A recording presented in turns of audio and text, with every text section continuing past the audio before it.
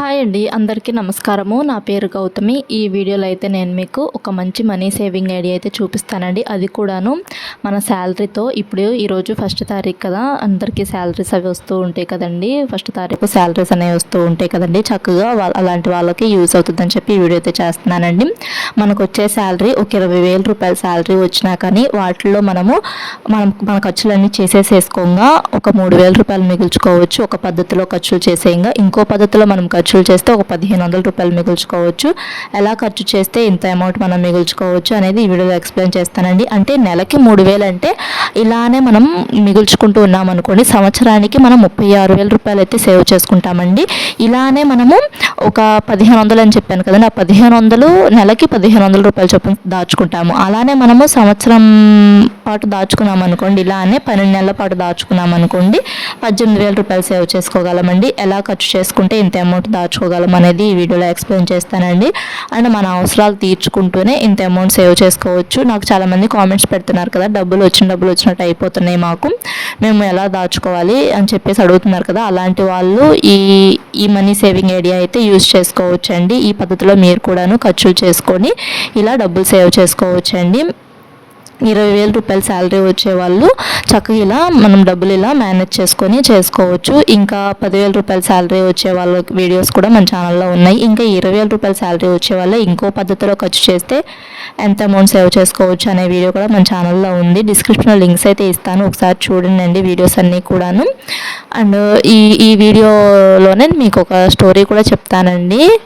ఒక ఆవిడకి 4 కొడుకులు ఉంటారు. ఆ 4 కొడుకులకి పెళ్ళిళ్ళు చేస్తుంది.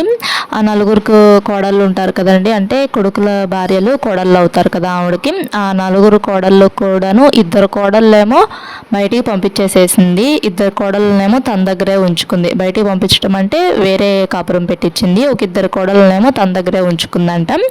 ఆ బయటికి పంపించిన కోడళ్ళు రెంట్లని ఇలా ఇవన్నీ కట్టుకుంటూ ఉండాలి కదండి. ఎంత కష్టపడుతున్నారు అని ఒక్కరోజు కూడా ఆమె అనుకోలేదు అండ్ అడగలేదు.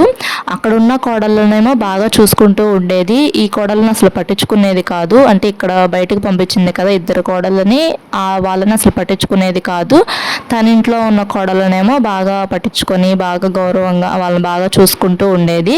చివరికి ఆవిడ కొంచెం హెల్త్ ఇష్యూస్ అలా వచ్చినాయి అంటండి. అలా హెల్త్ ఇష్యూస్ వచ్చినప్పుడు ఆ ఇంట్లోనే ఉంటున్నారు కదా 2 కోడళ్ళు. వాళ్ళంట నేను చూడము అని చెప్పి అన్నారంట. మీకు ఇంకా 2 కోడళ్ళు ఉన్నారు కదా, ఆ కోడళ్ళ దగ్గరికి వెళ్ళిపో, నేను నిన్ను చూడలను అని చెప్పి ఇద్దరు ఒక మాట మీద ఉండి అలా అన్నారంట. ఆ పంపించేసిన కోడళ్ళు మేమెందుకు చూడాలి అని అనకుండా, అంటే మమ్మల్ని సరిగ్గా పట్టించుకోలేదు, నువ్వు మమ్మల్ని బయటికి పంపించేసావు, మేము రెంట్లు కట్టుకుంటా, ఇంకా ఇలా చాలా డబ్బులు అనేటివి మావి వేస్ట్ అయిపోయినాయి, వాళ్ళకి రెంట్లు ఏమి లేవు, వాళ్ళు బాగుంటున్నారు, డబ్బులు సేవ్ చేసుకుంటున్నారు అని చెప్పి అనకుండా, చాలామంది అంటూ ఉంటారు కదండి, అలా మమ్మల్ని పంపించేసావు మేమేం చూస్తాం నిన్ను అని చెప్పేసి అలా అనకుండా వాళ్ళిద్దరు కోడళ్ళు కూడా ఒక మాట మీద ఉండి ఒక నెల వాళ్ళు ఒక నెల వీళ్ళు అలా ఆమెను చూసుకుంటూ ఉన్నారంటండి. నేను ఈ వీడియోలో మీకు చెప్పేది ఏంటంటే, అలా కోడళ్ళని అలా చూడకండి, అత్తలు 4 చూస్తే సమానంగా చూడండి. అలా చివరి రోజుల్లో వచ్చినప్పుడు సమానంగా చూడకపోతే ఇలాంటి ప్రాబ్లమ్స్ అయితే ఫేస్ చేస్తారండి. ఆ 2 కోడళ్ళు కూడా చూడకపోతే ఆమె పరిస్థితి ఏంటండి. ఇంకా ఈ వీడియోలో అయితే నేను 20,000 రూపాయల శాలరీ వచ్చేవాళ్ళు ఇలా ఖర్చులు చేసుకుంటే ఇంత మనీ అయితే సేవ్ చేసుకోవచ్చండి. నేను చెప్పే విధంగా ఖర్చులు చేసుకుంటే, ఒక విధంగా ఖర్చులు చేసుకుంటే 36,000 రూపాయలు సేవ్ చేసుకోవచ్చు. ఇంకో విధంగా ఖర్చులు చేసుకుంటే 18,000 రూపాయలు సేవ్ చేసుకోవచ్చు అండి సంవత్సరానికి. నెలకైతే 3,000, 1,500 అలా దాచుకోవచ్చు అండి. ఫస్ట్ అయితేనే మనకి ఇంటద్దె ఉంటుంది కదండి, కంపల్సరీగా ఇంటద్దె ఒక 5,000 ఇంటద్దె అయితే కట్టుకునేలాగా చూసుకోండి. తర్వాత పాల బిల్లు అండి, పాల బిల్లు ఒక 1,500 అంటే 1/2 లీటర్ పోయించుకున్నారనుకోండి, 1/2 లీటర్ పాలు ఒక 35 రూపాయలు ఉన్నాయి అనుకోండి, అప్పుడు మనము 30 రోజులు పోయించుకున్నాం అనుకోండి 1,150 రూపాయలు కదా. నేను ఇంకా కొంచెం ఎక్స్ట్రానే వేశాను, అప్పుడప్పుడు పెరుగులు అవి తెచ్చుకుంటూ ఉంటాం కదండి, ఆ లెక్కలో 1,500 అయితే వేశాను. తర్వాత ఫీజులండి, పిల్లలకి ఫీజులు ఉంటాయి కదండి, పిల్లల ఫీజులు అయితే ఒక 1,000 రూపాయలు అయితే వేశాను. అంటే మనం ఇయర్లీ వన్స్ కడతాం కదా school fees, and study fees అయితేను ఒక్కొక్కరికి 500 రూపాయల చొప్పున అలా ఒక 1,000 రూపాయలు అయితే వేశానండి. స్టడీ ఫీజు కొంతమంది 500 కంటే ఎక్కువ తీసుకోరు, ఛార్జ్ చేయరు, కొంతమంది ఇంకా ఎక్స్ట్రా ఉంటాయండి. అలా 500 తీసుకునే ట్యూషన్స్కి అయితే పంపిస్తే పిల్లల్ని బెస్ట్ అండి. అప్పుడు ఇద్దరు పిల్లలు ఉంటే 1000 రూపాయల్లో ఫీజు అనేది కంప్లీట్ అయిపోతుంది కదా. తర్వాత సరుకులకు కూడా ఒక 1000 రూపాయలు అయితే తీసి ఆ 1000 రూపాయల్లోనే సరుకులు తెచ్చుకోండి. తర్వాత కరెంటు బిల్లుకి ఒక 500 అండి. 500 కంటే ఎక్కువ కరెంటు యూజ్ చేయకుండా ఒక 500 కరెంటు బిల్లు, 500 లోపే కరెంటు బిల్ అనేది కట్టుకునేలా చూసుకోవాలి. తర్వాత బియ్యం అండి, బియ్యం ఒక 1300, 1200, 1400 అలా ఉంటూ ఉంటాయి కదండి. ఆ లెక్కలో నేను ఒక 1500 అయితే వేసానండి. ఒక్కొక్క బియ్యం ఒక్కొక్క కాస్ట్ అయితే ఉంటాయి. సోనా మసూరి 1400 అని అలా ఉంటూ ఉంటాయి కదండి. అందుకని చెప్పి 1500 అయితే వేసానండి. ఇవి ఇలా కాకుండా మనము ఈ పాల బిల్లు కొంతమంది లీటర్ పోయించుకుంటూ ఉంటారు కదండి. ఆ లీటర్ పోయించుకున్నప్పుడు ఒక లీటరు 70 రూపాయలు అనుకోండి, అంటే హాఫ్ లీటర్ 35 రూపాయలు కదా, లీటర్ 70 రూపాయలు అనుకోండి. అప్పుడు పాలు మనకి 2100 అయితే ఖర్చు అవుతుందండి పాల బిల్లు. ఇంకా కదమ 400 ఎందుకు వేసానంటే ఎప్పుడైనా పెరుగు ప్యాకెట్లు అవి తెచ్చుకుంటారు కదా, ఆ లెక్కలో అయితే ఇలా కూడా ఖర్చు చేయొచ్చు. తర్వాత ఫీజులు అండి, అంటే ఒక్కొక్కరు 500 తీసుకోరు కదా, ఒక్కొక్కరు 1000 రూపాయలు అడుగుతారు కదా. ఒక్కొక్క పిల్లలకు వచ్చేసేసి ఇద్దరు పిల్లలు ఉన్నారనుకోండి, ఇంకొక 1000 రూపాయలు, అలా 2000 రూపాయలు అయితే స్టడీ ఫీజు అయితే వేసానండి. తర్వాత సరుకులు అండి, సరుకులకు కూడాను 1000 రూపాయలు సరిపోవు అనుకున్న వాళ్ళకి ఇంకొక 500, 1500 సరుకులు అయితే వేశాను. కరెంటు బిల్లు కూడానండి, కొంతమందికి 600 అలా వస్తూ ఉండదు కదండి, అలా 600 చొప్పున అయితే వేశాను. ఇంకా బియ్యం అనేది సేమ్ అంతే ఉంచాను. అద్దె కూడాను సేమ్ 5000 రూపాయలే ఖర్చు చేయాలండి మీరు వీటికి. ఇప్పుడు నేను ఫస్ట్ చూపించే పద్ధతిలో అంటే ఇంటద్దె 5000, తర్వాత పాల బిల్లు 1500, ఫీజులు ఒక 1000 రూపాయలు, సరుకులు ఒక 1000 రూపాయలు, కరెంటు బిల్లు ఒక 500, బియ్యం ఒక 1500 ఖర్చు చేస్తే 10,500 రూపాయలు అయితే ఖర్చు అవుతాయండి. అలా కాకుండా నేను ఇందాక మళ్ళీ ఎక్స్ట్రా ఖర్చులు చూపించాను కదండి, అంటే ఇంటద్దె 500, ఇంటద్దె 5000, పాల బిల్లు ఒక 2500, తర్వాత ఫీజులు ఒక 2000, సరుకులకు 1500, కరెంటు బిల్లుకి 600, బియ్యానికి 1500, ఈ లెక్కలో ఖర్చు చేసుకున్నారనుకోండి 12,600 అయితే ఖర్చు అవుతాయండి. ఆ 20,000లో ఒక పద్ధతిలో ఖర్చు చేస్తేనేమో 10,500 అవుతాయి, ఇంకో పద్ధతిలో ఖర్చు చేస్తేనే 12,600 అయితే అవుతాయండి. ఆ 20,000లో ఇంకా మనకి 10,500 తీసేస్తే 9,500 అయితే ఉంటాయండి. మళ్ళీ ఈ పద్ధతిలో కూడా 12,600 కూడా అని చెప్పాను కదా, ఈ పద్ధతిలో మనం ఖర్చు చేసామనుకోండి 7,400 అయితే మిగులుతాయండి. ఆ 20,000లో మనం ఇక్కడ 1400 తీసి ఒక పక్కన అయితే పెట్టేసేసుకోవాలండి. అంటే ఈ పద్ధతిలో దాచుకున్న 1400 తీసుకొని ఒక పక్కన పెట్టుకొని, ఈ పద్ధతిలో దాచుకుని ఒక 1400 తీసి ఒక పక్కన పెట్టుకొని, అంటే ఇప్పుడు 9,500 వచ్చినాయి అనుకోండి, ఆ 9,500 ఒక 1400 తీసుకొని పక్కన పెట్టుకొని ఒక 8,100 అయితే చేతిలో పెట్టుకోవాలండి. ఇలానే మనము 6,000 రూపాయలు ఒక పక్కన అయితే పెట్టుకొని 1,400 రూపాయలు పక్కన పెట్టుకోవాలంటే 7,400 రూపాయలు మిగులుతాయి కదండి.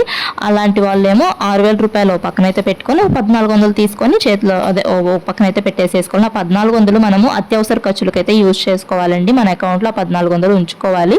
లేదు అనుకుంటే ఇంట్లో అయినా కానీ ఆ 1,400 ఒక బాక్స్లో వేసేసేయండి. వాటిని అసలు కదిలించొద్దు. అత్యవసరంగా ఏమన్నా ఈ డబ్బులన్నీ అయిపోయి మనకి ఏమైనా ఖర్చులు కావాలి అనుకుంటే అవైతే యూజ్ చేసుకోవచ్చండి.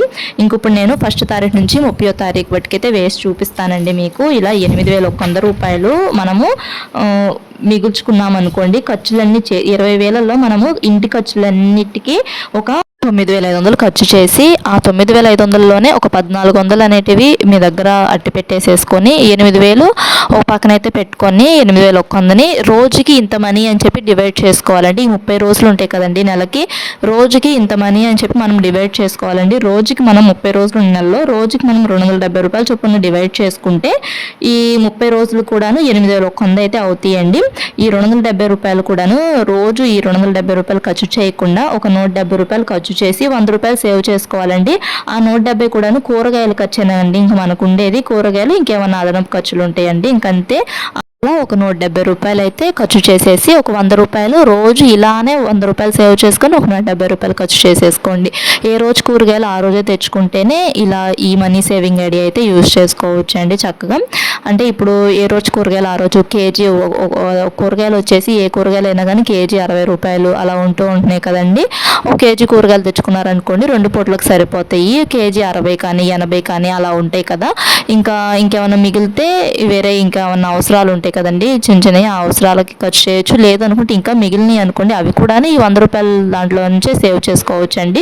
ఒక్కొక్క రోజు ఒక్కో విధంగా ఖర్చు చేస్తూ ఉంటాం కదండి, అలా ఒక్కొక్క రోజు ఒక్కో విధంగా దాచుకోవచ్చు.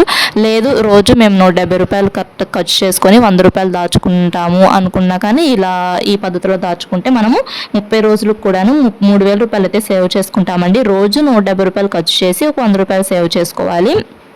ఇలా కనుక చేసుకున్నారనుకోండి 3,000 రూపాయలు అయితే సేవ్ చేసుకుంటామండి. ఈ 170 అని చెప్పాను కదండి, ఈ 170 రూపాయలు కూడాను మీరు ఈ 170 కూడాను ఖర్చు చేయలేకపోయారు అనుకోండి, అంటే 100 రూపాయలే ఖర్చు చేశారనుకోండి, 70 రూపాయలు ఇంకా మిగిలినవి అనుకోండి, అవి ఒక పక్కన అయితే పెట్టేసేసుకోండి.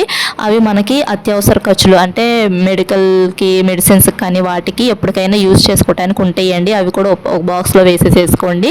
మనకి వంటగదిలో బాక్సులు అనేటివి ఉంటాయి కదండి ఖాళీగా, ఆ బాక్సుల్లో ఇలా డబ్బులు అనేటివి ఇలా డివైడ్ చేసుకొని వాటికి డివైడ్ చేసుకొని పెట్టుకున్నారనుకోండి, మనకి ఇయర్కి ఎంత మనీ సేవ్ చేసుకున్నాము, ఈ మంత్కి ఎంత మనీ సేవ్ చేసుకున్నాము అనేది మనకు ఒక ఎస్టిమేషన్ అయితే ఉంటుందండి. నెక్స్ట్ మంత్ మనం ఏట్లో తగ్గించుకోవాలి, ఏట్లో పెంచుకోవాలి అనేది అయితే మనం చేసుకోవచ్చండి. ఇలా ఒక బుక్ అయితే మెయింటైన్ చేసుకోండి. ఇలా బుక్ మెయింటైన్ చేసుకొని ఇలా బుక్లో అయితే ఇలా రాసుకొని ఇలా అయితే రోజుకి 270 రూపాయలు తీసుకొని ఆ 270 రూపాయల్లో కూడా మనం ఇప్పుడు ఏమేమి ఖర్చులు చేసామో ఆ ఖర్చులు అయితే రాసుకొని కదమా డబ్బులు అనేటివి ఒక బాక్స్లో వేసేసుకోండి.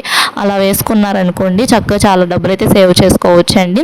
నేనైతే ఉరామరిగా వేసి చూపిస్తున్నాను. అంటే ఒక 100 రూపాయలు దాచుకుంటే ఇలా 3,000 రూపాయలు దాచుకుంటారని చెప్పి చూపిస్తున్నాను. ఇంకా ఎక్కువైనా దాచుకోవచ్చు కదండి మీరు. తర్వాత ఈ 6,000 రూపాయలు అని చెప్పాను కదండి, అంటే మనము 20,000 రూపాయల శాలరీ వచ్చే వాళ్ళము 12,600 రూపాయలు సేవ్ చేసి 7,400 రూపాయలు మిగుల్చుకున్నారనుకోండి, ఆ 7,400లో కూడాను ఒక 1,400 తీసుకొని ఒక పక్కనైతే పెట్టుకోవాలండి.